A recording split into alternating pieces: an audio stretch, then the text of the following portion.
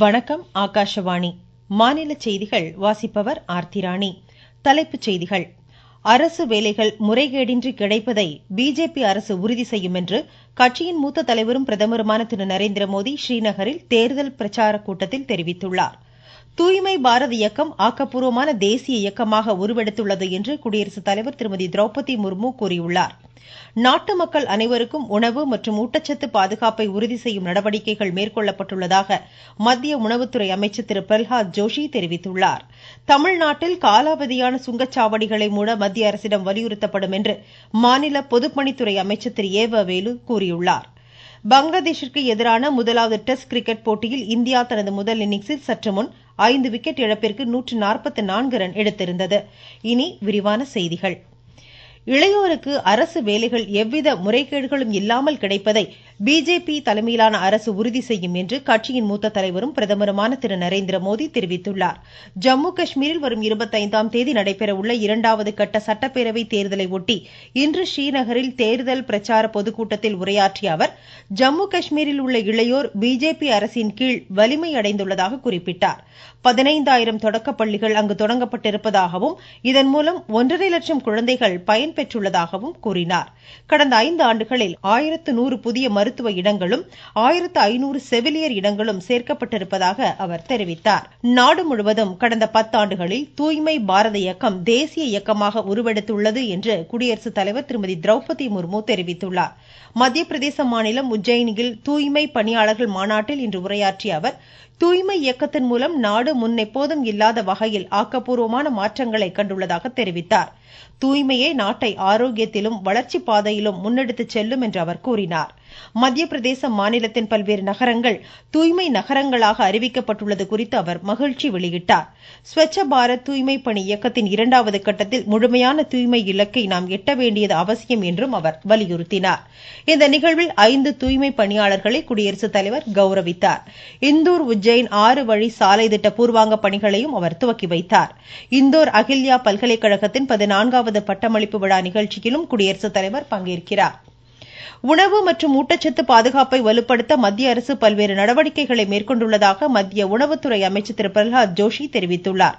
உலக உணவு இந்தியா 2024 நிகழ்வை புதுதில்லி பாரத் மண்டபத்தில் இன்று துவக்கி வைத்து பேசிய அவர், நம் நாட்டின் உணவு பதப்படுத்துதல் துறையை மேம்படுத்த புதுப்பிக்கத்தக்க எரிசக்தி ஆதாரங்கள் பயன்படுத்தப்படுவதாக எடுத்துரைத்தார்.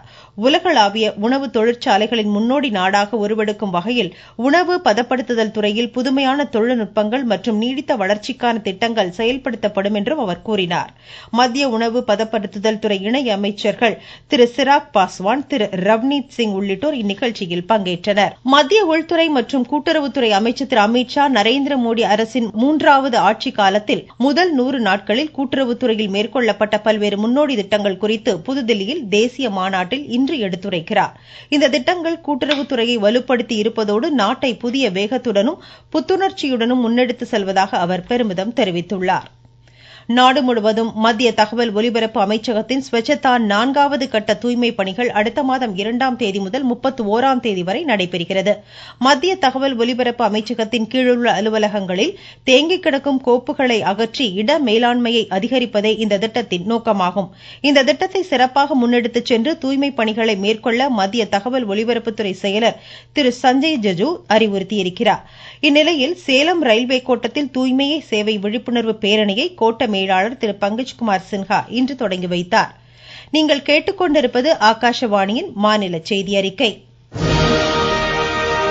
புதிய குற்றவியல் சட்டங்களின் சிறப்பம்சங்கள். முதல் தகவல் அறிக்கையை எல்லை வரையறையின்றி எந்த ஒரு காவல் நிலையத்திலும் பதிவு செய்யும் வசதி, 6 வகை சிறிய குற்றங்களுக்கு தண்டனையாக சமூக சேவை, பெண் குழந்தைகளுக்கு எதிரான பாலியல் வன்கொடுமைகளில் ஈடுபடுவோருக்கு ஆயுள் தண்டனை அல்லது மரண தண்டனை விதிப்பதற்கான பிரிவுகள், டிஜிட்டல் ஆவணங்களை சாட்சியங்களாக சேர்த்துக் கொள்ளுதல் ஆகியவற்றிற்கு வகை செய்யப்பட்டுள்ளது.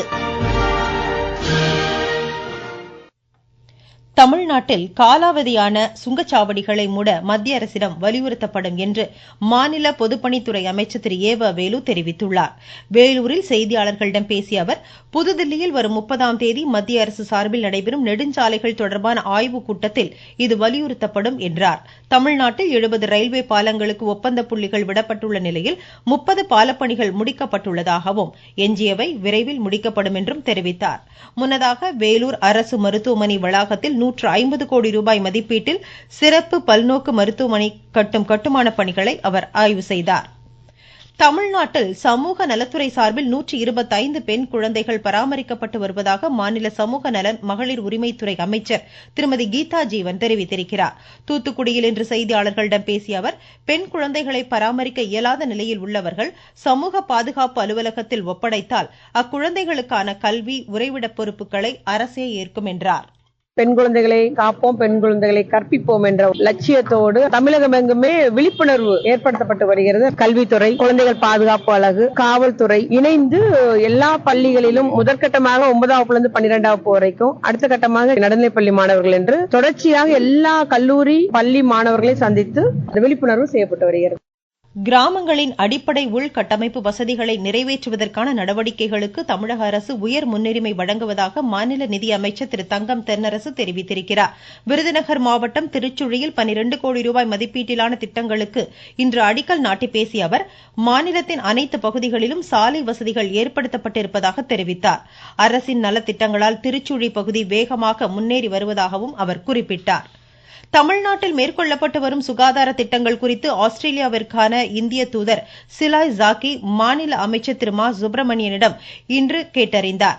சென்னை தலைமை செயலகத்தில் நடைபெற்ற இந்த கூட்டத்தில் மாநிலத்தில் செயல்படுத்தப்பட்டு வரும் மக்கள் நல்வாழ்வு திட்டங்கள் குறித்து ஆஸ்திரேலிய தூதரிடம் அமைச்சர் எடுத்துரைத்தார். விருதுநகர் மாவட்டம் குகன்பாறை தனியார் பட்டாசு ஆலையில் இன்று நேரிட்ட வெடிவிபத்தில் ஒருவர் உயிரிழந்தார்.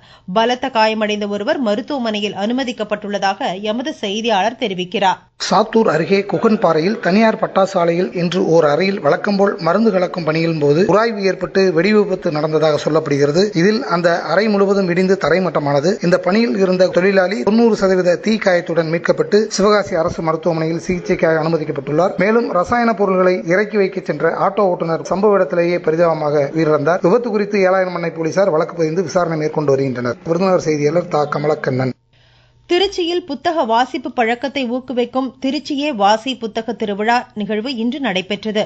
மாவட்ட நூலக அலுவலர் திரு சிவக்குமார் புத்தக வாசிப்பை பற்றி எடுத்துரைக்கையில், 27 முதல் அக்டோபர் 6 முறை நடைபெறுகிறது. இந்த தடவை இன்னும் சிறப்பாக நடைபெறும். சிறுவர் அரங்கம் கூட ஒன்னு இருக்கு. புத்தக திருவிழாங்கிறது இந்த வாசிக்கிற பழக்கத்தை நம்ம சிறு வயது முதலே ஏற்படுத்த வேண்டும். ஒவ்வொரு வீட்டில இருந்து ஆரம்பிக்கணும், ஒவ்வொரு பள்ளியிலும் ஆரம்பிக்கணும். அதற்கான இந்த இயக்கத்தை முன்னெடுத்து செல்ல வேண்டும் என்பதற்காக தான் இந்த மாதிரி நிகழ்ச்சி நடைபெறுகிறது.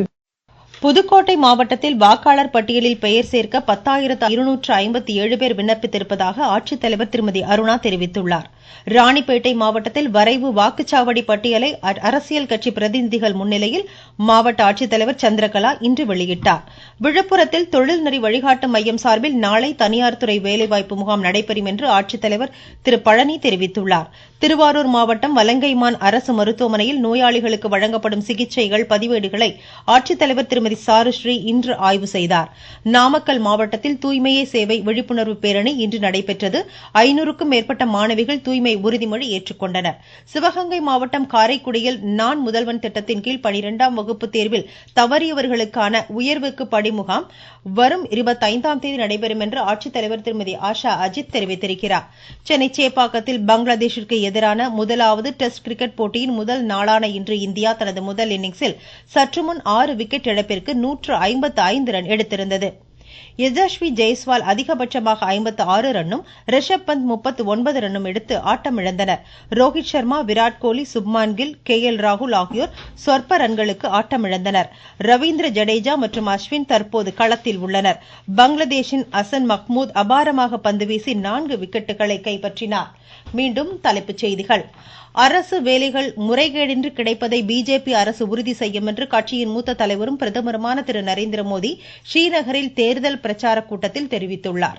தூய்மை பாரத இயக்கம் ஆக்கப்பூர்வமான தேசிய இயக்கமாக உருவெடுத்துள்ளது என்று குடியரசுத் தலைவர் திருமதி திரௌபதி முர்மு கூறியுள்ளார். நாட்டு மக்கள் அனைவருக்கும் உணவு மற்றும் ஊட்டச்சத்து பாதுகாப்பை உறுதி செய்யும் நடவடிக்கைகள் மேற்கொள்ளப்பட்டுள்ளதாக மத்திய உணவுத்துறை அமைச்சர் திரு பிரகலாத் ஜோஷி தெரிவித்திருக்கிறார். தமிழ்நாட்டின் காலாவதியான சுங்கச்சாவடிகளை மூட மத்திய அரசிடம் வலியுறுத்தப்படும் என்று மாநில பொதுப்பணித்துறை அமைச்சர் திரு ஏ வ வேலு கூறியுள்ளார்.